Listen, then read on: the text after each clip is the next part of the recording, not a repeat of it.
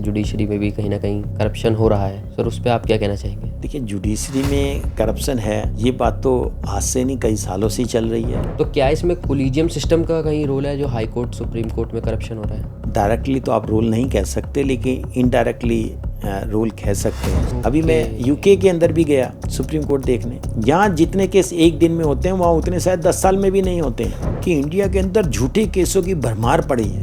Sir जो हमारा ये लॉ है, क्या ये मेल और फीमेल के लिए बराबर है? कभी भी कानून मेल और फीमेल के लिए समान नहीं हो सकते।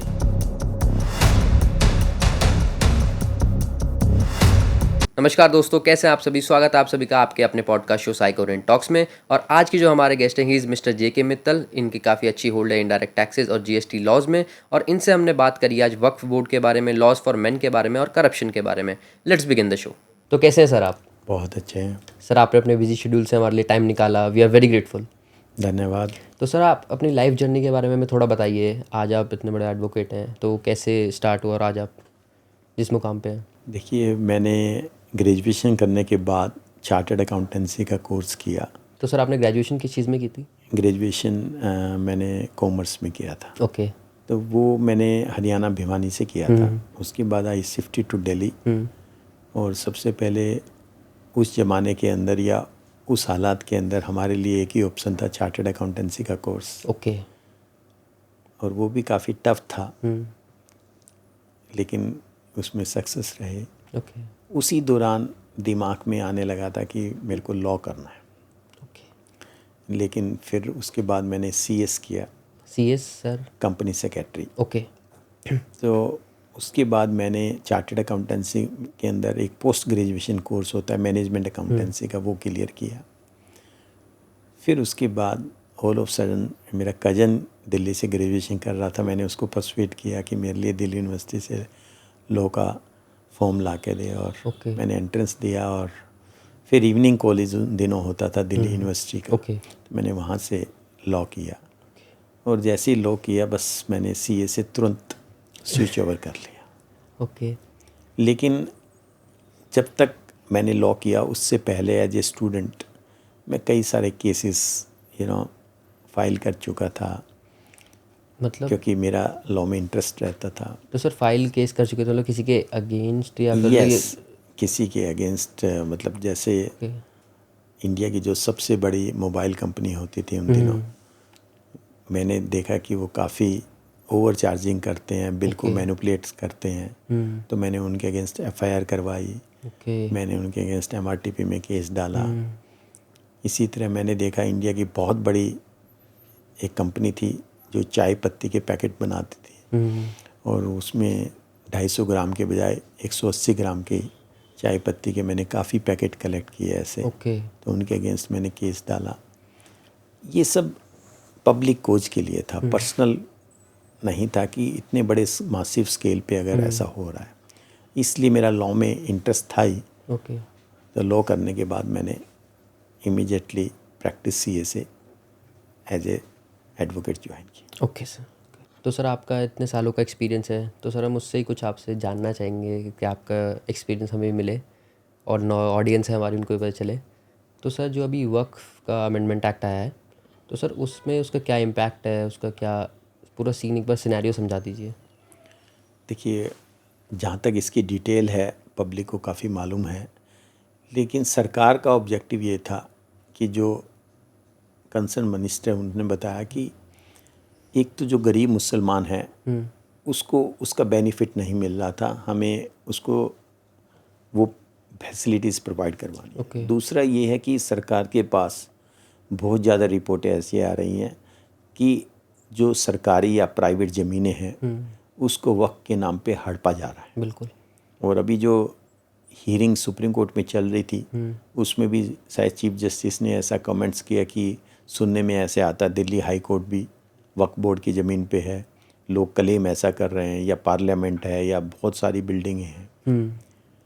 और ऐसा भी पार्लियामेंट में जब ये अमेंडमेंट एक्ट पे चर्चा हो रही थी, बिल पे मतलब, तो उस टाइम ऐसा आया कि पिछली जो सरकार थी उसने अपने कार्यकाल के अंतिम कुछ दिनों में बहुत सारी जो प्रॉपर्टीज़ थी शायद वक्फ बोर्ड के नाम कर दी। तो शायद ये रीज़न अगर रहे हैं सरकार के पास, तो कोई भी सरकार ऐसे कानून के अंदर बदलाव करेगी। मेरा अपना मानना है कि ये बदलाव ज़रूरी था और महत्वपूर्ण था, और सरकार ने शायद उचित कदम ही उठाया है। और इसमें एक बात और है कि जो ऑलरेडी वक्त एक्ट चल रहा था और 1995 में जो अमेंडमेंट आया, उसके बाद से काफ़ी हिंदू संगठनों ने भी कोर्ट में केस डाला हुआ था कि ये वक्फ एक्ट जो है उसके विरोध वो शायद हिंदुओं के ही अगेंस्ट है, क्योंकि हिंदुओं की या गाँव की या किसी भी मंदिर पे कोई वक्फ दावा कर लेता है तो उसका निपटारा कैसे हो रहा है। तो ये कोई रिसेंट कंट्रोवर्सी नहीं थी, ये सब काफ़ी सालों से चल रहा था। शायद उसी का ये परिणाम रहा कि सरकार ने काफ़ी सारे डाटा कलेक्ट करके या चर्चाएं करके इसके ऊपर और ऐसा उन्होंने बदलाव किया। मेरे हिसाब से बदलाव ठीक है। सुप्रीम कोर्ट में केस पेंडिंग है, शायद अगली तारीख 5 मई को ही है, तो देखते हैं आगे कैसे क्या होता है। तो सर जैसे एक हमारा केस आया था यशवंत वर्मा का, इसमें हमें पता चला कि जुडिशरी में भी कहीं ना कहीं करप्शन हो रहा है, तो सर उस पर आप क्या कहना चाहेंगे? देखिए, जुडिशरी में करप्शन है, ये बात तो आज से नहीं कई सालों से ही चल रही है। और ये कहना कि जुडिशरी में करप्शन नहीं होगा, ये इसलिए ठीक नहीं है क्योंकि जब समाज के अंदर करप्शन होता है तो समाज का हर अंग उससे अफेक्ट होता है। बिल्कुल। लेकिन मेरे एक्सपीरियंस से मैं कह सकता हूँ कि जहाँ लोअर जुडिशरी में हो सकता है करप्शन का अनुपात ज़्यादा हो, तो हायर जुडिशरी में करप्शन कम होगा। ओके। और जुडिशरी में ओवरऑल बाई एंड लार्ज देखो तो कंपैरेटिवली दूसरे जो ऑर्गन होते हैं सरकार के या उससे कम होता है करप्शन।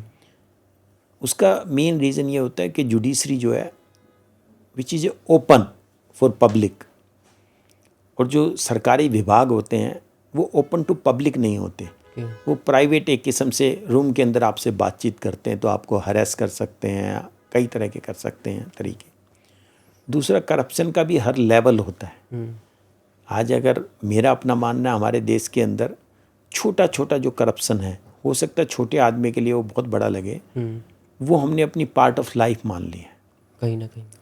और जब बड़े लेवल का करप्शन होता है उस पे चर्चा, जहाँ तक मेरे को ध्यान है कि एक बार पूरी सरकार बोफोर्स कांड के करप्शन की वजह से ही चेंज हो गई और उसका इम्पैक्ट बहुत बड़ा रहा जी। या 2014 में भी जो सरकार आई, जब करप्शन की वजह से ही शायद एक बहुत बड़ा चेंज आया था। ये तो करप्शन एक बहुत बड़ा इशू है।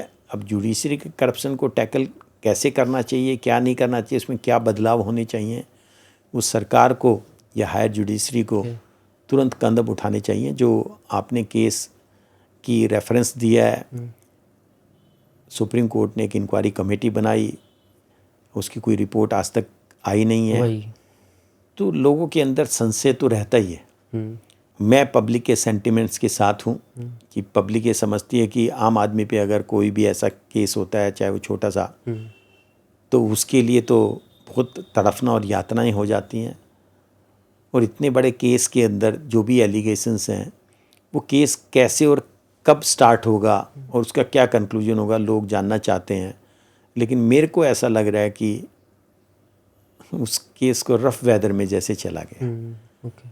क्योंकि लोगों का तो ये कहना है कि कुछ फोटोग्राफ्स वीडियो पब्लिक में आ गए हैं, मतलब सभी आ गए हैं। मेरा मानना है कि ये कैसे कह सकते हैं सभी आ गए हैं, किसको क्या पता कितने फोटोग्राफ्स थे, कितने वीडियो थे। सिर्फ यही लगता है कि कुछ आ गए हैं, क्योंकि दिल्ली पुलिस कुछ भी बोलने से आगे नहीं आ रही है और फायर ब्रिगेड वाले भी स्टेटमेंट उल्टी सीधी दे रहे हैं। अभी तक ये नहीं पता कि वो वीडियो फोटोग्राफ्स किसने बनाए थे, क्यों नहीं बनाए। तो बहुत सारी चीज़ें शायद हो सकता है आज 20-30 साल के बाद कोई अपनी किताब लिखे, उसके अंदर कुछ रहस्य आए, तब पता चलेगा। क्योंकि अपने देश में ऐसा कई बार होता रहा है कि मेरे को संजय बारू की किताब याद है, जो प्रधानमंत्री मनमोहन सिंह जी के साथ होते थे और उन्होंने कुछ लिखा, तो उसके ऊपर बाद में लोगों को पता चला कि क्या होता है, एक्चुअल में क्या था। तो सर यशवंत वर्मा को इम्पीच क्यों नहीं किया गया? आप एक बार ऑडियंस को ये भी बता दीजिए इम्पीचमेंट होता क्या है और उसका प्रोसीजर क्या है और इनको क्यों नहीं किया गया? देखिए, इम्पीचमेंट को महाअभियोग कहते हैं, जो पार्लियामेंट में ही चलाया जाता है। उसके लिए certain numbers of member of parliament, चाहे वो राज्यसभा के हैं या लोकसभा के हैं, वो स्पीकर या चेयरमैन को अपना प्रस्ताव देंगे। उसके बाद उनके सिग्नेचर को वेरीफाई किया जाएगा, उसको एक्सेप्ट हो गया तो फिर आगे की प्रक्रिया चलेगी, उस पर इंक्वायरी बैठेगी, ये होगा। वो इतना लंबा प्रोसीजर है, लगेगा कि हमारी एज के सामने होने वाला ही नहीं है। और आज तक ऐसे हुआ भी नहीं कोई इम्पीचमेंट से कोई जज को हटाया गया हो। ये सब मेरे हिसाब से मोरल वैल्यू बहुत मायने रखती है। हर चीज़ कानून के नज़र से नहीं देखा जाता। बहुत सारे ऐसे एग्जाम्पल भी देश में आए कि एक रेल की दुर्घटना हुई तो रेल मंत्री ने अपनी मोरल दायित्व समझते हुए इस्तीफा दे दिया। और कुछ बड़े बड़े कांड होने पे भी वहीं के वहीं रहते हैं। तो हमारे यहाँ कानून की प्रक्रिया, जितना मैं समझ पाया हूँ, आज़ादी के बाद से बहुत ढिलमिल रही है। चाहे वो कोर्ट के अंदर हो, चाहे वो पार्लियामेंट में हो, ऐसे इसीलिए वो इम्पीचमेंट मोशन नहीं हो पाता। लेकिन मेरे हिसाब से जो केस आपने डिस्कस किया, ये एक्सेप्शंस की कैटेगरी में आना चाहिए। क्योंकि कुछ आरोप होते हैं जिसके बारे में लोगों को पता नहीं होता है। कुछ आरोप बहुत विजिबल्स होते हैं, तो उसके अंदर आम आदमी की रुचि ज़्यादा बढ़ जाती है। वो उसमें देखना चाहते हैं कि ये क्या था, क्या नहीं था, क्यों नहीं हुआ, कैसे होगा।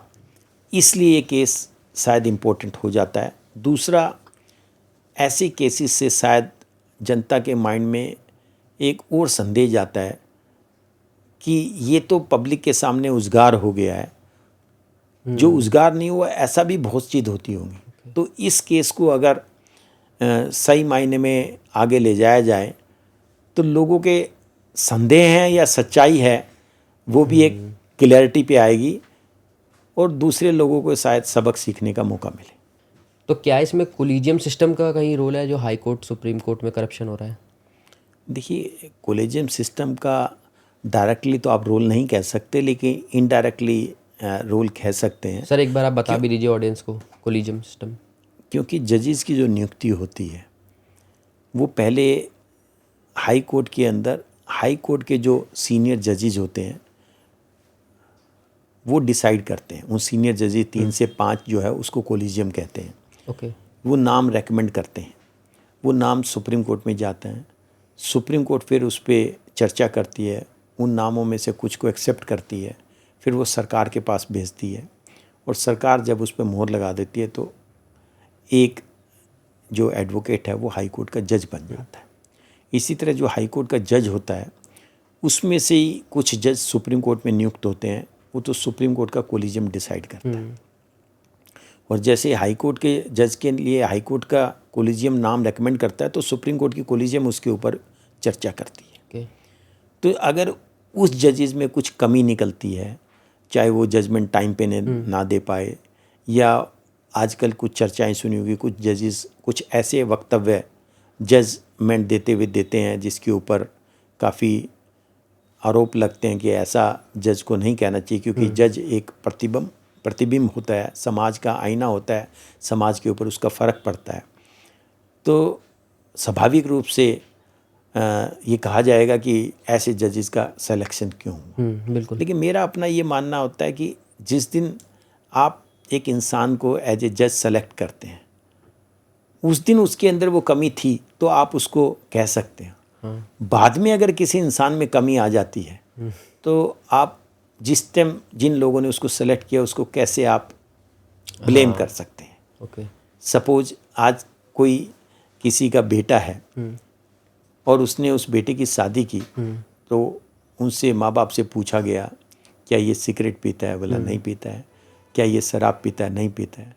लेकिन शादी होने के 4 साल के बाद अगर वो शराब पीने लग जाए, सिगरेट पीने लग जाए, तो उसके माँ बाप को जिन्होंने शादी के टाइम पे प्रॉमिस किया था उसको आप कैसे ब्लेम कर सकते हैं। ये बात है। तो ये बहुत ही मुश्किल है ये कहना कि क्या एक करप्ट जज को सेलेक्ट किया गया, ये तो मैं मान ही नहीं सकता। क्योंकि कोलिजियम सिस्टम चाहे पारदर्शी इतना नहीं है, लेकिन उसकी कई कड़ी होती है। जैसे पहले हाई कोर्ट सेलेक्ट करके भेजती है, तो हाई कोर्ट में भी कई जज होते हैं, एक जज के लिए ऊपर नहीं होता है।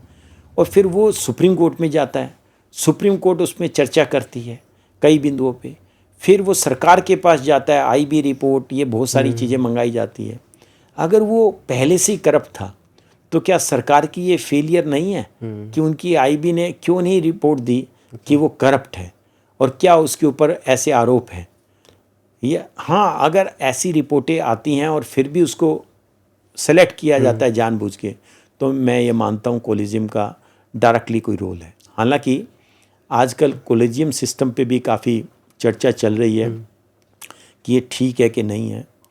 देखिए, कोई भी सिस्टम परफेक्ट नहीं होता, लेकिन मेरे हिसाब से समय आ गया है कि कोलिजियम सिस्टम का रिप्लेसमेंट होना चाहिए, क्योंकि काफ़ी समय तक एक चीज़ रहती है तो उसके अंदर खामियां नहीं हो तो भी आने लग जाती है। तो सर हम जैसे यूएस में देखते हैं, वहाँ पर अगर आपको सुप्रीम कोर्ट का जज बनना है तो आपको प्रेसिडेंट अपॉइंट करेगा। बट अगर हम वहीं इंडिया में देखते हैं इस चीज़ को, तो या तो आप रिश्तेदार हो सुप्रीम कोर्ट के जज के, या फिर वही नेपोटिज्म कह लें हम, आप उनके बेटे हो या फिर कज़न वगैरह हो। तो अगर एक नॉर्मल जो बच्चा है, कॉमन घर से आता है, जो एक गरीब घर से आता है, वो तो शायद कभी सोच ही नहीं सकता जब सुप्रीम कोर्ट का जज बनने का सपना। ऐसा भी नहीं है कि नेपोटिज्म सही होता है, लेकिन ये काफ़ी हद तक सही भी है कि नेपोटिज्म है, क्योंकि जब आप ये देखते हो कि जज का बेटा जज बन गया एंड लेकिन ये सभी प्रोफेशन में भी होता है। एक चार्टर्ड अकाउंटेंट का बेटा चार्टर्ड अकाउंटेंट बन जाता है, डॉक्टर का बेटा डॉक्टर बन जाता है, लेकिन उनमें फ़र्क है, वो अपनी प्राइवेट प्रैक्टिस करते हैं। ये सरकार की जिम्मेवारी पे या कुछ ऐसा उत्तरदायित्व इनके ऊपर होता है। बहुत थोड़े से एग्जाम्पल ऐसे भी मिलेंगे जो आम इंसान भी जज बन गए हैं। लेकिन आपका क्वेश्चन वहीं घूम फिर के आता है, ये दूसरी प्रथा होगी तब भी कभी न कभी ऐसे आरोप लगेंगे। और क्योंकि ये ह्यूमन टेंडेंसी, आप समझिए, मोरल वैल्यू, जिस कंट्री के अंदर मोरल वैल्यू बहुत अच्छी होगी, नैतिक जिम्मेवारी ज़्यादा अच्छी होगी, तो इस चीज़ से निवारण हो सकता है। लेकिन जहाँ पे मोरल वैल्यू अच्छी नहीं होती है, कहा जाता है ना, money begets money but money brings evils. तो जब एक आदमी के पास पैसा नहीं होता है, पावर नहीं होती है, तो बहुत ही शुद्ध होता है। जैसे ही पावर आती है और मनी आती है, तो एक नेसेसरी उसका एलिमेंट्स है, वो ईविल स्टार्ट हो जाती है। और कभी कभी ईविल हो सकता है 10-20% हो, उसको डिसप्रपोर्शनेट देखा जाता है, तो उसमें जो मोरल हाई वैल्यू वाले होते हैं उन पे भी शक की निगाहें चलती है। तो ये तो स्वाभाविक है कि जब किसी फैमिली में से कोई लोग हायर जुडिशरी में रहे होंगे, उनको बेटर प्रोस्पेक्टिव भी मिलते हैं, बेटर चांसेस भी रहते हैं, उनके लिंक भी रहते हैं, और उसी वजह से उनका नाम जल्दी से जजशिप के लिए जा सकता है। उनकी हो सकता है कमी बेसी हो, वो भी नज़रअंदाज हो सकती है, नज़रअंदाज। लेकिन जो आम इंसान होता है उसको स्ट्रगल ज़्यादा करना पड़ता है। और ये मेरा ये मानना है कि लाइफ में सिर्फ जज के लिए ही नहीं है, लाइफ के हर पहलू में, हर पोस्ट के लिए, हर जगह के लिए मिलेगा जी। सपोज आज आपके मोहल्ले के अंदर कहेंगे फ्री सिलेंडर का वितरण होगा जी, एमएलए के द्वारा, तो सबसे पहले किसको मिलेंगे? तो जो उस एमएलए के जानने वाले लोग होंगे, उसके परिवार के होंगे, उसकी पार्टी के होंगे। तो ये एक ह्यूमन नेचर का ही पार्ट है। अगर सपोज जो इंडिया में कोलिजियम सिस्टम बाद में आया, पहले गवर्नमेंट ही जज अपॉइंट करती थी, अगर वही सिस्टम आ गया तो भी आरोप लगेंगे कि ये जज इस पॉलिटिकल पार्टी से लिंक रखता था, इसलिए बना आ गया। तो जब तक हम अपने शिक्षा के अंदर हाई मोरल ग्राउंड्स या वैल्यूज़ नहीं सिखाएंगे, तब तक ये चीज़ें चलती ही रहेंगी। इसलिए इसका सॉल्यूशन जो है वो मेरे हिसाब से, मैं लाइफ में बहुत बार सोचता हूँ कि इतनी सारी समस्याएं होती हैं, और कई बार मैं दूसरी कंट्री से जब कंपैरिजन करता हूँ तो मैं देखता हूँ कि हमारे यहाँ शायद ब्लड के अंदर करप्शन बैठ गया है। इसलिए आप छोटी छोटी बातें जाओ, आपको ड्राइविंग लाइसेंस बनवाना है, आपको राशन कार्ड बनवाना है, आपको इलेक्शन कमीशन का ये बनवाना है, आपको किसी गवर्नमेंट डिपार्टमेंट में जाना है, तो आपका परिवार शायद आपको ये समझा के ही भेजेगा कि बेटा तैयार रहना कि वहाँ पे हैरेसमेंट होगी। इसी का सॉल्यूशन सरकार ने डिजिटल इंडिया करके निकाला। मेरे को ध्यान है कि अगर आप बैंक से पैसे भी निकालने जाते थे तो शायद आपको एक दिन की छुट्टी लेनी पड़ जाती थी। कभी इस लाइन में लगो, कभी उस लाइन में लगो, कभी कटे फटे नोट देंगे, कभी कैश नहीं है, कभी इतने रुपए के नोट नहीं है, वो नहीं है।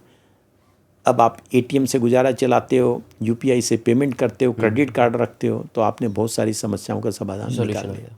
तो सर इंडिया में हमारी फर्स्ट फीमेल सीजीआई बनने वाली हैं, बीवी नागरत्ना। तो उनके फादर भी एक्स सीजीआई हैं। तो अगर हम एक कभी एग्जांपल सेट भी कर रहे हैं कि एक फ़ीमेल को हम यहाँ पर अपॉर्चुनिटी दे रहे हैं, तो ज़रूरी है कि वो भी एक स्ट्रॉन्ग बैकग्राउंड से ही आएँ? नहीं, देखिए ऐसे तो आप देखोगे तो बहुत सारे जजेस ऐसे ही हैं जो जिनकी बैकग्राउंड या तो उनकी फैमिली में कोई जज रहा है या कोई सीनियर एडवोकेट रहा है। ये तो एक सिस्टम बन गया है, तभी तो एक कॉलेजियम सिस्टम का विरोध भी हो रहा है। और मेरे को नहीं पता कि उनके फादर, ये तो है कि जज थे, लेकिन किस कोर्ट में या किस लेवल तक जज थे ये तो मेरे को याद नहीं है। लेकिन आप रिसेंट एग्जांपल लो तो जस्टिस चंद्रचूड़ जब चीफ जस्टिस ऑफ इंडिया बने तो उनके फादर भी चीफ जस्टिस ऑफ इंडिया थे और वो शायद longest serving chief justice of India थे 7 ईयर्स के लिए। तो अगर आपकी मॉरल वैल्यू हाई है, आपका लीगल सिस्टम ठीक चल रहा है, तो शायद इस चीज़ पे उंगली नहीं उठाएंगे। लेकिन क्योंकि किसी पार्ट में कहीं करप्शन की बात आती है, कहीं केसेस की पेंडेंसी की बात आती है, कहीं लोगों को जस्टिस डिलेड मिल रहा है या नहीं मिल रहा है, तो सब ये बातें उठने लग जाती है। ये स्वाभाविक है। ऐसा नहीं है कि हर एक चीफ जस्टिस बैकग्राउंड से ही ऐसे से ही आता है, लेकिन डिपेंड करता है कि वो कितना सीनियरिटी में है। सीनियरिटी के हिसाब से ही चीफ जस्टिस बन रहे हैं। तो उनका अपॉइंटमेंट कब हुआ है सुप्रीम कोर्ट में, उसके ऊपर डिपेंड करेगा कि वो चीफ जस्टिस बन पाएंगे नहीं बन पाएंगे। लेकिन लेट्स सी उनका टेन्योर कितना अच्छा रहेगा, क्योंकि मेरे हिसाब से उनका टेन्योर बहुत ही छोटा सा टेन्योर है। तो वो बहुत ही छोटे टेन्योर में कोई भी जज इतना परफॉर्म नहीं कर पाता है। ओके। तो सर मेरा एक सवाल है कि जो मैक्सिमम एज है एक जज की हमारे इंडिया में सुप्रीम कोर्ट में 65 पे आप जज रिटायरमेंट हो जाती है उनके, लेकिन अगर हम उसको यूएस से कंपेयर करें तो वहाँ पर उनका दे आर जज फॉर लाइफ टाइम। तो सर मेरे हिसाब से जो मुझे लगता है कि एक जज अगर 65 ईयर का हो चुका है तो शायद उसको जितना एक्सपीरियंस उस एज में है और उस स्टेज पे हम उनको रिटायरमेंट कह देते हैं, आप रिटायर हो जाओ। और शायद अगर हम उनको लाइफ टाइम जज करें तो जो इंडिया में इतने सारे केसेस पेंडिंग पड़े हैं शायद वो भी जल्दी सॉल्व होंगे। अगर वो 75-80 एज तक सर्व करते हैं तो शायद जो बहुत सारे केसेस जैसे मैं बता रहा हूँ आप। देखो, हर एक चीज़ के दो पहलू होते हैं, डिफरेंट स्कूल ऑफ थॉट्स होते हैं। और मेरा ये मानना होता है कि कोई भी कंट्री हमेशा दूसरे को कॉपी नहीं करनी चाहिए। हमारे अपने देश की रिक्वायरमेंट अपने देश की स्थिति को देख के किया जाता है। अगर आप का व्यू लेके चलें कि वो लाइफ टाइम तक जज रहें तो क्या उसका एक एडवर्स इम्पैक्ट ये नहीं आएगा कि दूसरे लोग जजेस की लाइन में खड़े ही रह जाएंगे, उनका नंबर कब आएगा किसी को पता ही नहीं है। तो ये भी एक एडवर्स इम्पैक्ट रहेगा। दूसरा, आप अगर इसको ये रिलेट करते हैं कि नहीं उनको इतना एक्सपीरियंस हो चुका है उससे जज पेंडेंसी ख़त्म हो जाएगी, मैं इस चीज़ से एग्री नहीं करता हूँ। ओके। क्योंकि पेंडेंसी का रीज़न ये नहीं है कि जजेस को एक्सपीरियंस कम है। पेंडेंसी के बहुत सारे रीजंस हैं। हमारे यहाँ फ्रीवलस लिटिगेशंस फाइल करने का मेरे हिसाब से एक हैबिट है। क्या मतलब सर इसका? मतलब कोई भी झूठा केस फाइल कर देता है तो उसका सोल्यूशन कैसे निकले? अब झूठा है क्या नहीं है वो तो केस चलने के बाद ही पता चलेगा, पहले ही कैसे कर देंगे। लेकिन फिर भी आज तक जितने केस हुए हैं जैसे हैं आप देखते हैं, जैसे आप डोवरी का केस चलते हैं, कई बार ये आता है कि लोग झूठे ही डोवरी के केस फाइल करते हैं। इसी तरह आप देखेंगे कि जाति प्रथा के ऊपर केस आता है, वो भी कई बार ऐसे केस फाइल हो जाते हैं। आप कोर्टों में जाओगे, मैट्रिमोनियल डिस्प्यूट्स इतने चल रहे हैं आजकल कि जिसकी कोई लिमिट ही नहीं है। तो ये कहना कि जज के एक्सपीरियंस से हो जाएगा, एक्सपीरियंस से नहीं है। हमारी जो कानून की प्रक्रिया है या उसमें जो लोग एडजॉर्नमेंट लेते हैं उसमें लोग तरह तरह के नुक्ताचीनी लगा के उसको केस को डिले करते रहते हैं। तो ऐसा नहीं है कि जज, बल्कि ये कहा जाता है कि सर्टेन एज के बाद आदमी चिड़चिड़ा हो जाता है। तो क्या ऐसा भी नहीं है कि जितने सीनियर हो जाएंगे तो झुंझलाहट भी शायद आएगी, उनके अंदर पेशेंस भी शायद उतना नहीं रहेगा और शायद उसका एडवर्स इम्पैक्ट भी आ सकते हैं। अब यूएस में मैं जब गया सुप्रीम कोर्ट में देखने के लिए, तो वहाँ पे तो केसेस ही नहीं होते हैं। कभी कभी जज आते हैं, कभी कभी केस लगते हैं। अभी मैं यूके के अंदर भी गया सुप्रीम कोर्ट देखने, तो वहाँ पे डेली केसेस नहीं होते हैं सुप्रीम कोर्ट में, कभी कभी होते हैं, इक्का दुक्का ही केस होते हैं। यहाँ जितने केस एक दिन में होते हैं, वहाँ उतने शायद 10 साल में भी नहीं होते हैं। सीरियसली? तो फिर कैसे आप कंपैरिजन करोगे? यहाँ सुप्रीम कोर्ट में जाओगे, इतनी सारी कोर्टें हैं, हर जज के पास 50 से 100 केस डेली लगते हैं। ओके। देयरफॉर यहाँ पे पॉपुलेशन देखिए कितनी ज़्यादा है। शायद यूएसए की टोटल पॉपुलेशन हमारे यूपी के जितनी होगी। तो हर चीज़ ऐसे कंपैरिजन नहीं होती ना। ये तो कि हमारे यहाँ डिस्प्यूट्स हैं और हमारे यहाँ जैसे लैंड डिस्प्यूट्स हैं, होते ही रहते हैं। हाँ, एनक्रोचमेंट्स के हैं, किसी को एडमिशन नहीं मिल रहा है, किसी को प्रमोशन नहीं मिल रहा है, किसी को पेंशन नहीं मिल रही है, कोई इनलीगल एनक्रोचमेंट कर रहा है, कोई इनलीगल कंस्ट्रक्शन कर रहा है। किसी ने शायद हमारे देश में ये नहीं सोचा कि हम इसका परमानेंट सॉल्यूशन चाह। हमारे देश में कानून बना जब मैं स्टूडेंट्स था कि चेक बहुत डिसऑनर होते हैं। क्या सर? चेक्स डिसऑनर्स हो जाते थे। हाँ जी, हाँ जी। जब आपको कोई चेक देता है तो बैंक से आता है कि नहीं, इसके खाते में पैसे नहीं है, सिग्नेचर में बाउंस हो जाता है। तो उसके लिए कानून बना जिसको हम सेक्शन 138 नेगोशिएबल इंस्ट्रूमेंट के कहते हैं। ये सोच के बनाया गया कि उसमें जेल की सज़ा होगी तो लोग चेक जब देंगे तो इंश्योर करेंगे कि वो ओनर हो जाए, बाउंस ना हो। लेकिन मैंने कभी सुना था कि 50% से ज़्यादा केसेस की जो लोअर कोर्ट में पेंडेंसी वो चेक डिसऑनर के केसेस की। तो क्या फ़ायदा हुआ? 50% केस। अगर आप डोवरी एक्ट देखें कि दहेज प्रथा का जो कानून बना कि शायद इससे हमें दहेज प्रथा से मुक्ति मिलेगी, मुक्ति मिलने की बजाय उसी के केसेस ही होते जा रहे हैं। तो ऑब्जेक्टिव क्या था उस कानून का लाने का? कि वो चीज़ ना हो। मैंने एज ए स्टूडेंट पढ़ा, 1986 में वो कानून आया था। तो दहेज आज 1986 से हम 2025 में आ गए, तो वो तो जैसे सती प्रथा खत्म हो गई, ऐसे दहेज प्रथा खत्म हो जानी चाहिए थी। उस कानून की जरूरत ही नहीं रहनी चाहिए थी। लेकिन उस कानून एक हथियार बन गया है। जस्टिस पाने का है कि या इनजस्टिस का है। इसी तरह डोमेस्टिक वायलेशन एक्ट बना 2005 के अंदर। आज आप कोर्टों में जाओगे तो भरमार है भाई। वो इसलिए थोड़ी बना था कि देश में ऐसे केस बहुत ज़्यादा बने कि उस कानून के डर से लोग ऐसा ना करें।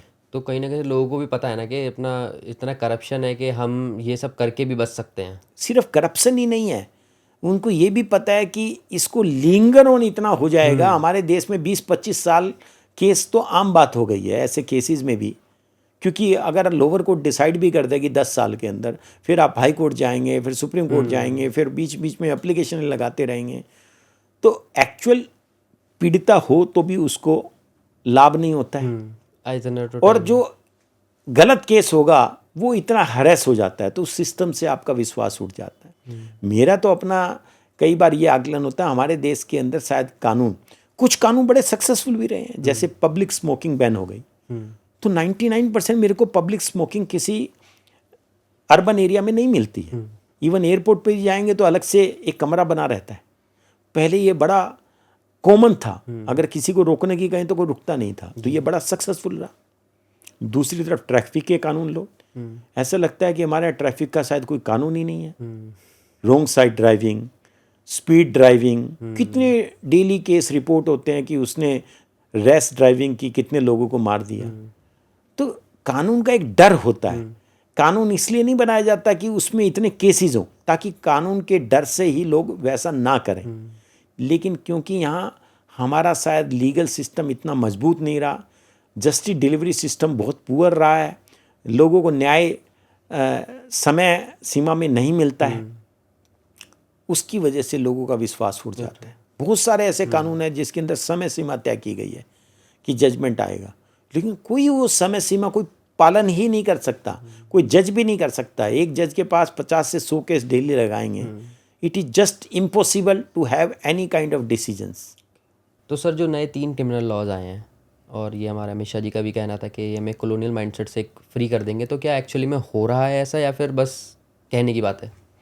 देखिए, पहली बात तो ये जो कानून आए हैं इनको अभी कानून आए हुए 1 साल हुआ है। तो जब कानून को अगर आपको सही ढंग से ऐसे कानून को टेस्ट करना है तो उसके अंदर 10 से 15 साल का आपको समय चाहिए, तभी आपको पता चलेगा। ओके। क्योंकि अभी तो इन कानून के अंदर केस दर्ज हो रहे हैं, दर्ज होने के बाद इन्वेस्टिगेशन होता है, फिर कोर्ट में जाते हैं, जब कोर्ट में डिसीजन आएगा तब से पता चलना लगेगा इस कानून का जो ऑब्जेक्टिव था क्या हम उस पर जा रहे हैं।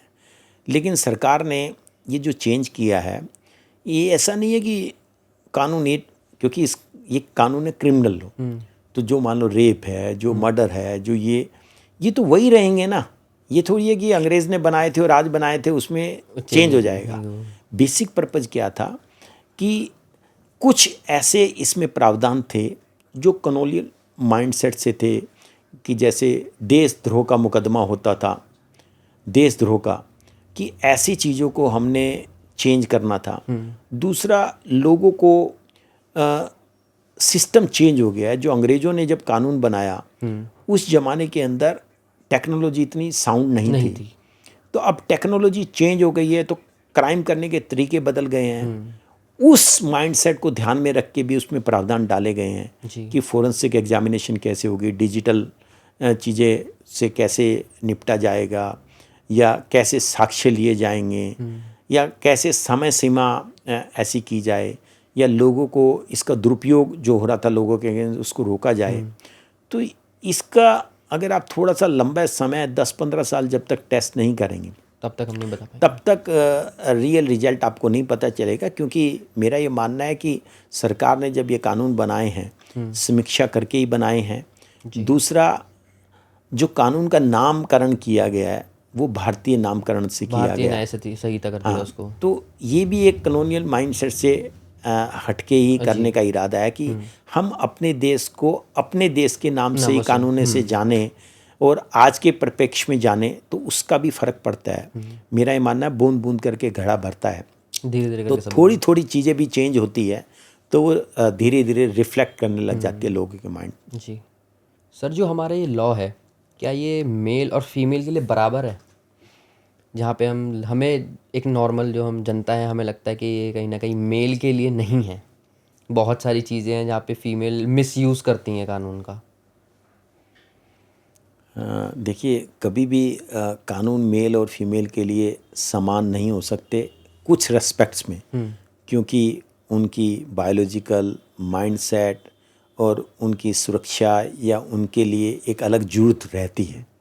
जैसे आपने देखा होगा मेल और फीमेल के टॉयलेट एक नहीं होते हैं। नहीं, ऑब्वियसली। तो कुछ चीज़ों के लिए डिस्टिंग्विश करना शायद ज़रूरी है, क्योंकि हम दो अलग अलग प्राणी हैं, वो हर रेस्पेक्ट में एक नहीं हो सकते हैं। अदरवाइज़ अगर आप भारत का संविधान देखेंगे तो उसका जो सबसे पहले फंडामेंटल राइट है वो यही है कि सभी कानून सभी के लिए इक्वल होते हैं। लेकिन उसके अंदर भी ये हो सकता है कि किसी पर्टिकुलर क्लास के लिए, पर्टिकुलर ग्रुप के लिए एक अलग से कानून बन सकता है। तो उस सीमा के अंदर ही कुछ कानून के प्रावधान ऐसे बनाए जाते हैं। तो सर, अगर कोई लड़की फेक रेप केस लगा दे एक लड़के के ऊपर, बाद में पता चले कि लड़का इनोसेंट है, उसने कुछ नहीं किया, तो तब तो उस लड़की के खिलाफ कुछ है नहीं ना। मतलब अगर एक लॉ आए कि अगर कोई भी लड़की हो लड़का कोई भी फेक केस लगाता और पकड़ा जाए इस चीज़ में कि उसने फेक लगाया, तो उसको भी बोलेंगे 10 साल की सज़ा और इतना जुर्माना है, तो शायद लोग फेक केस करना भी बंद कर दें अगर ये भी एक लॉ आ जाए तो। नहीं, ये कानून ऑलरेडी है, ऐसा नहीं है कि ये कानून नहीं है। ओके। कोई भी फेक केस किसी के ऊपर नहीं कर सकता है अगर किसी ने ऐसे फेक केस किए। लेकिन क्या होता है आप समझिए, जब केस फेक है कि नहीं है उसकी प्रक्रिया इतनी लंबी है कि अगर 10-20 साल के बाद आपको पता चलेगा, उसके बाद आपके अंदर इतना सामर्थ्य ही नहीं होगा। फिर आप उम्र के दूसरे पड़ाव पे पहुंच चुके होंगे, या तो बिल्कुल गिर चुके होंगे या बहुत स्ट्रॉन्ग बन चुके होंगे, तो आपकी उसकी रेलेवेंसी खत्म हो जाती है। तो इसका आंसर क्या होता है? दूसरा, मैंने आपको पहले भी बताया था, मोरल वैल्यू बहुत हाई ग्राउंड होगी तभी ये पता चलता है। तीसरा, सोसाइटी का कोई भी कोना देख लेना पूरे वर्ल्ड के अंदर जाके, कुछ न कुछ लोग ऐसे शरारती तत्व होते हैं। और ये क्यों होते हैं? कि इसलिए नहीं कि वो कानून बन जाता कि फेक केस को सजा होगी तो वो नहीं करते। आपके लिए बना हुआ ना कानून कि अगर आप रॉन्ग साइड ड्राइविंग करेंगे, आप स्कूटर पे बिना हेलमेट के चलेंगे, सीट बेल्ट नहीं लगाएंगे तो ये सज़ा होगी। तो आपने क्या छोड़ दी क्या ऐसा, मतलब वो कानून का पालन शुरू हो गया क्या? नहीं हुआ ना। कानून के एनफोर्समेंट कितनी स्ट्रोंग है, जस्टिस डिलीवरी सिस्टम कितना स्ट्रोंग है, उसके ऊपर डिपेंड करता है। अगर आपके एक भारतीय के अंदर ये दिमाग में ही बैठा हुआ है कि पुलिस वाला करप्ट है, तो सबसे पहले केस कहाँ जाएगा? पुलिस के पास ही। तो अगर पुलिस झूठे केस को सही साबित कर दे और सही को झूठा कर दे तो आप क्या करेंगे?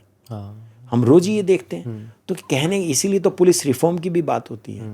हमारा माइंड सेट ही है। मेरा कहने का मतलब है कि जब तक सामाजिक वैल्यू, जब तक नैतिक वैल्यू, स्कूल की पढ़ाई आपकी कैसी हो रही है। अब बच्चे को अगर ये सुबह से शाम दिखाया जाता है corruption he way of life है, तो करप्शन ही सीखेगा।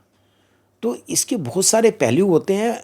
मेरे को नहीं समझ आता कि आपकी ऑडियंस या आप लोग कितना इससे एग्री करेंगे कि कोई भी समाज के अंदर बीमारियां फैलती हैं, उसके कई कारण होते हैं। उन सब कारणों पे जब तक चर्चा नहीं होगी, जब उस कारणों का सॉल्यूशन विल पावर नहीं होगी हमारे अंदर। मैंने अभी एग्जांपल दिया था ना कि पब्लिक स्मोकिंग बैन हुई, उसका रिजल्ट हमें बहुत अच्छा देखने को मिला। कुछ कानून का रिजल्ट हमें कुछ भी देखने को नहीं मिलता है। हमारे यहाँ सुनने में आता है फेक ड्राइविंग लाइसेंस बनते हैं, सुनने में आता है फेक इलेक्शन कमीशन के कार्ड बन जाते हैं। मतलब इतने बड़े स्केल पे होता है कि दिल्ली के अंदर कई हज़ार कॉलोनी इनलीगल है जी। ये समझ में ही नहीं आता कि कैसे हुआ। तो करप्शन कितना मासिव स्केल पे रहा होगा हमारे ब्लड के अंदर, आप अंदाज़ा लगा सकते हैं। तो कोई भी चीज़ें कहना बड़ा इजी है, जब उसका सॉल्यूशन कोई ढूंढने की कोशिश करता है तो शायद उसको इतना सपोर्ट नहीं मिल पाता है, क्योंकि कौन कितना करेगा। शायद एक if I can remember his name and pronounce correctly, from Poona, उन्होंने सोचा था इनलीगल एनक्रोचमेंट हटाएंगे। अब उनका टेन्योर थोड़ा सा था, क्या उससे इनलीगल एनक्रोचमेंट हट गया? दिल्ली हाई कोर्ट में मैंने देखा कई बार ऑर्डर पास करते हैं कि एक एफिडेविट फाइल हो जाता, हमने हटा दिया है, बिल्डिंग इनलीगल थी, उसको वो कॉस्मेटिक करके फिर अगले दिन या 2-6 महीने के बाद फिर या 2 साल के बाद फिर बन जाती है। तो इसका मतलब कोर्ट की ड्यूटी नहीं है, वो हमारे खुद की भी है। हमारे जो ऑर्गन बने हुए अलग अलग, उनकी क्या ड्यूटी नहीं है कि वो जाके ऑफिसर्स क्यों नहीं चेक करते हैं? क्या ऑफिसर्स पैसे लेके बनवाते हैं? आप सड़कों पे देखो कितना एनक्रोचमेंट्स है, बिल्कुल, कितनी इनलीगल पार्किंग है। तो क्या पुलिस वाले करते हैं? कभी दिल्ली हाई कोर्ट ने एक ऑर्डर में लिखा था कि पुलिस वाले पेड़ के पीछे छुपे रहते हैं चालान काटने के लिए, वो सड़क पे अपनी ड्यूटी क्यों नहीं करते? इसका मतलब वो शिकार करने के लिए जैसे छुप के शिकार किया जाता है, वो ऐसे खड़े रहते हैं। अब क्या करें? मतलब इस समस्या का समाधान मेरे कहने से नहीं होगा। ये मेरे को लगता है कि हमारे यहाँ समाज में जो बुराइयाँ हैं इतनी गहराई में नीचे तक जा चुकी हैं। कुछ लोग होप छोड़ चुके हैं, कुछ लोग उसी का साथ ज़िंदगी अपनी जीना चाहते हैं, और कुछ लोग चाहते हैं इसका निवारण हो, तो वो चाहते हैं कि क्विक फिक्स एक इसका फैसला हो जाए।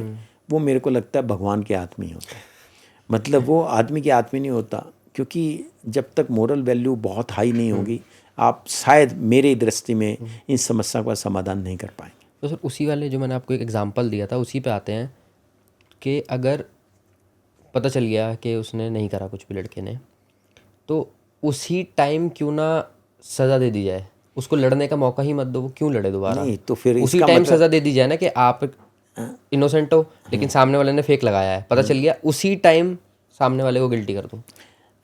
बहुत रेयर सेल्डम ऐसे केसेस में हुआ भी है, ऐसा नहीं है कि ऐसा नहीं होता है, लेकिन क्योंकि हमारे देश के अंदर इतने स्ट्रॉन्ग विल पावर नहीं है और हम ये चाहते ही नहीं, हम ये सहन ही नहीं करते। मेरे को ध्यान है कि एक बार दिल्ली हाई कोर्ट में एक जजमेंट मैंने पढ़ा, उसके अंदर एफिडेविट फॉल्स फाइल किया था पेटिशनर्स ने जो केस लगाए, तो जज ने जब फाइनल डिसीजन दिया उसके ऊपर क्रिमिनल केस चलाने के लिए वो लोअर कोर्ट में भेजा।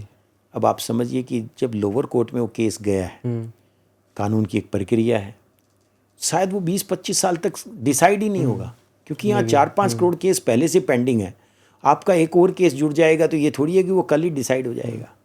लेकिन अगर सर सरकार चाहे और वो ही एक ऐसा लॉ लिया है कि उसी टाइम पे डिसीजन आया जिसने किया है, फेक लगाया नहीं, है? फिर वो कानून प्रक्रिया का वायलेशन होता है ना, कि हर एक को दूसरे को आपको अपॉर्चुनिटी देनी है। अभी केस तो एक्स फिर चल वो रहा लड़े था। ना, उसने गलती करी, अब वो वो लड़ता लड़ेगा, तो रहेगा। वही तो मैं कह रहा हूँ ना कि यहाँ पे देखिए जो मेरा अपना एक्सपीरियंस रहा है एज ए लॉयर भी, एज ए सिटीजन्स भी, हमारे यहाँ विल पावर नहीं है। जैसे मैं टैक्स के केसेस करता हूँ, मेरी सक्सेस रेट बहुत हाई है, और मैं जब केस आता है तो उससे अंदाज़ा लगा लेता हूँ कि ये बोगस केस है। ओके। इसीलिए अगर आपको ध्यान हो कि जब मोदी गवर्नमेंट ने 2014 में आई थी, तो एक नारा बड़ा सही लगाया था कि हम टैक्स टेररिज्म को ख़त्म करेंगे। टैक्स टेररिज्म का मतलब ही क्या होता है कि इसका मतलब सरकारी अफसर लोगों को टेरराइज करके टैक्स कलेक्ट करते हैं या ब्राइब लेते हैं। ओके।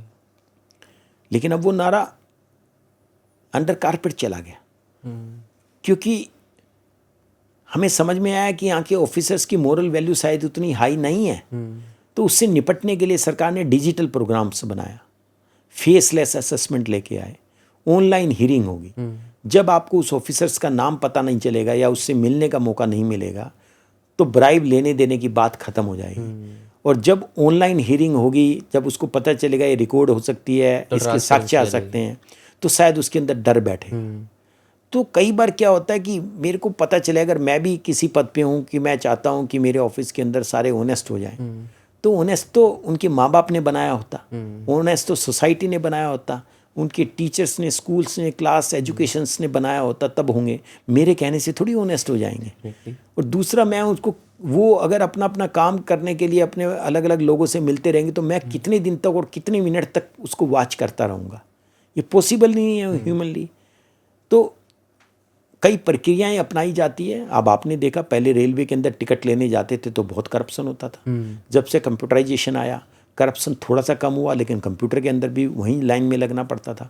अब डिजिटल हो गया कि आप घर बैठे टिकट ले सकते हैं, तो शायद आपको करप्शन फेस नहीं करना पड़ता, आपको लाइन में 1 सेकंड वेट नहीं करना पड़ता, ऑटोमेटिकली मैनेज हो रहा है। इसी तरह अगर आप एयरपोर्ट पे जाते थे तो घंटों लाइन में लगते थे बोर्डिंग पास लेने के लिए, अब आपके पास बोर्डिंग पास ही है। तुरंत हो जाता है। पहले आप जाते थे तो बोर्डिंग पास वो चेक करता था, अब वो डीजी यात्रा आ गई, कोई आपसे मिलेगा ही नहीं, आप अपने आप ही सेकंडों के अंदर घुस रहे हैं। तो कई बार क्या होता है ना कि कई चीज़ों से लड़ने के लिए कई अलग अलग तरीके के हथियार अपनाने पड़ते हैं, और digital I think one of the solution for that. उसमें भी डिजिटल क्राइम भी होते हैं, डिजिटल चीज़ें भी होती हैं। तो आपका सुझाव तो बहुत अच्छा है कि जो झूठे केस डालें उसको सज़ा होनी चाहिए, लेकिन सज़ा कब होगी, कैसे होगी, कितना लंबा समय लगता है, इतना मेरे हिसाब से, अब मैं जब केस जीतता हूँ और मैं अपने क्लाइंट को अगर सलाह दूँ कि अब उस ऑफिसर के ऊपर केस डाल दें, उसने झूठा केस बनाया, वो यही कहेगा, मित्तल साहब अभी तक इतने पैसे खर्च कर चुके हैं जीतने के लिए, अब दोबारा से पैसे कहाँ से लाएं, इतना टाइम, और भी तो लाइफ में कुछ काम करना है। अगर आपको ये पता ही चल जाएगा कि झूठा केस में सज़ा होती है, तो झूठा केस बनाने से पहले वो 6 बार सोचेंगे। और झूठे केस इतने बनते हैं, मैं बहुत ही फ्रैंक हूँ कि इंडिया के अंदर झूठे केसों की भरमार पड़ी है। सही केस नहीं है, झूठे ज़्यादा है सही से। इसीलिए, और क्योंकि झूठे केस वाले को सज़ा नहीं मिलेगी, इसलिए वो डरता नहीं है। आप केस लो कि इनलीगल कंस्ट्रक्शंस इतनी होती हैं, क्यों होती हैं? अगर इनलीगल कंस्ट्रक्शन जिसने करी है उसको सज़ा मिले जेल की, उसको क्या होगा, डेमोलिश कर दे, फिर वो दोबारा बना लेगा। या जिस ऑफिसर्स ने अपनी ड्यूटी का निर्वहन नहीं किया उसको सज़ा मिले, आज तक नहीं हुई है, तो फिर क्या होगा? बहुत रेयर केस में ऐसा होता है कि जो झूठे हैं। तो ये देखो, भगवान की तीसरी आंख ही बता सकती है इतनी जल्दी कौन झूठा है सच्चा है। हमारी कानूनी प्रक्रिया या कानून में इतने प्रावधान हैं या जटिल प्रक्रिया है या फिर इतने सारे केस पेंडिंग हैं, शायद इसका समाधान निकलना हमारी लाइफ टाइम में तो बहुत ही मुश्किल है। और लोग तभी तो लोग अपने बच्चों का भविष्य कई बार तलाशते हैं, तो काफ़ी टफ लगता है हमारे देश के अंदर। जी, ये तो है, तभी लोग शिफ्ट हो जाते हैं दूसरे देश में। तो सर हमारा एक सेक्शन होता है नोइंग द गेस्ट, उसमें हम गेस्ट से कुछ पर्सनल क्वेश्चंस पूछते हैं। तो सर मेरा पहला क्वेश्चन ये है कि आप स्पोर्ट्स देखना पसंद करते हैं? हाँ, जब ओलंपिक गेम होते हैं या कोई इंटरनेशनल लेवल के, तो जब टाइम मिलता है तो ज़रूर देखते हैं। ओके, तो कोई स्पोर्ट्स स्पेसिफिक कोई आपको पसंद हो देखना? हॉकी बहुत ज़्यादा पसंद है। हॉकी, ओके, तो खेलते ही हैं सर आप या फिर? नहीं, खेलते तो नहीं हैं। ओके, तो फिर कोई फेवरेट प्लेयर आपका हॉकी में? नहीं, हॉकी में तो जब बहुत बचपन से ही हमने कभी सुना है कि इंडिया का बहुत नाम होता था, और ओके। अपने ध्यानचंद जी जो हैं जी। उन्होंने 21 गोल्स किए थे अमेरिका के अगेंस्ट। और इसका मेरा पसंद होने का 2-3 रीज़न है कि उसकी ड्यूरेशन जो होती है वो काफ़ी कम होती है, ओके। एंड काफ़ी फास्ट गेम होता है उसमें, मतलब हमेशा ही एक्साइटमेंट बनी रहती है। पहले कभी क्रिकेट देखते थे ओके। तो उसके अंदर बहुत स्लो गेम होता था, 5 हाँ, डेज पहले का तो गेम होते थे, और फिर 1 डे होने लगे। अब तो मैं समझता हूँ 20-20 होते हैं, लेकिन उसको फास्ट बनाने की कोशिश की जाती है। ज़रूरी नहीं है कि वो फास्ट ही हो, लेकिन जब क्रिकेट के अंदर मैच फिक्सिंग हुआ तब से मैंने क्रिकेट को बिल्कुल देखना बंद कर दिया। ओके। और सर गाने वगैरह तो सुनते होंगे या वो भी नहीं? मैं भजन बहुत सुनता हूँ, ओके। एंड वो मेरी रोज़ की जो पूजा जी। पाठ की जो तरीका हैबिट है, है। जब मैं योगा करता हूँ तो उस टाइम मैं भगवान का भजन ही चला के करता हूँ। और सर कोई हॉबीज़ आपकी? सबसे पहली हॉबी तो यही है कि बच्चों के साथ टाइम स्पेंड करना। अगर उनका कोई शेड्यूल है जिसमें मेरी रिक्वायरमेंट है, वो 100% मैं पूरी करने की कोशिश करता हूँ। दूसरा, कोई सोशल ऑब्लिगेशन होता है तो मैं वो ज़रूर जी। पूरा करता हूँ। थर्ड ये है कि एज ए प्रोफेशन में मेरे को बहुत सी जगह इनवाइट किया जाता है कि कोई प्रोफेशनल टॉक देने के लिए, तो चाहे मेरा कितना भी बिजी शेड्यूल हो, मैं उसको भी पूरा करने की कोशिश करता हूँ। हमें भी सर आपने अपना टाइम दिया। और सबसे बड़ी हॉबी मेरी यही है कि मेरे क्लाइंट का जब केस आता है, how to turn the case as a winning case, उसके लिए टाइम लगाता हूँ।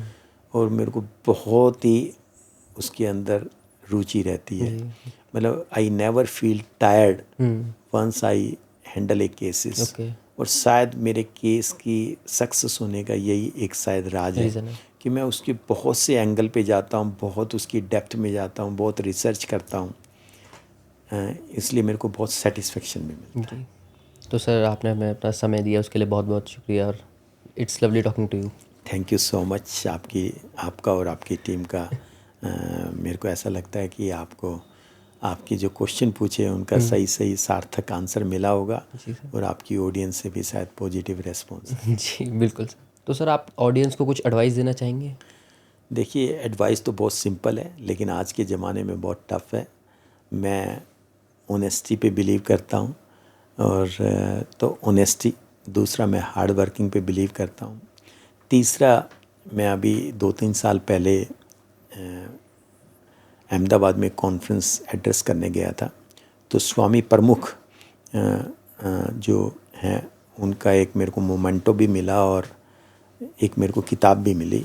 तो उसमें कहा गया था कि जब दूसरों के सुखों से आपको सुख मिले ना, वही सबसे आनंददायक पल है। जी। और यही शायद मेरी ज़िंदगी का बचपन से मोटिव रहा है। I don't want to enjoy the pain of others, I want to give the happiness to the others. और वो मेरे को बहुत कंटेनमेंट देती है। इसीलिए शायद कई बार मैं देखता हूँ कि मैं 15 घंटे भी काम करता हूँ तो मेरे को टायर्डनेस फील नहीं होती है। तो यही मेरा एक अपने ऑडियंस के लिए मैसेज है कि चाहे कितना भी आप एडवर्सिटी देखते हो, आप बिलीव करो ऑनेस्टी और हार्ड वर्किंग में। मैं आपको मैसेज देना चाहता हूँ कि आपने बचपन से ही सुना होगा, मैंने भी सुना है, बहुत करप्शन है, लेकिन मैंने हर करप्शन के पल को बहुत स्ट्रांगली रेसिस्ट करके, और कोई भी मेरा ऐसा काम नहीं है जो बिना पैसे के नहीं हुआ हो लाइफ में, बचपन से लेके आज तक। और मैं हमेशा उन मुकाम पे सक्सेस रहा हूँ।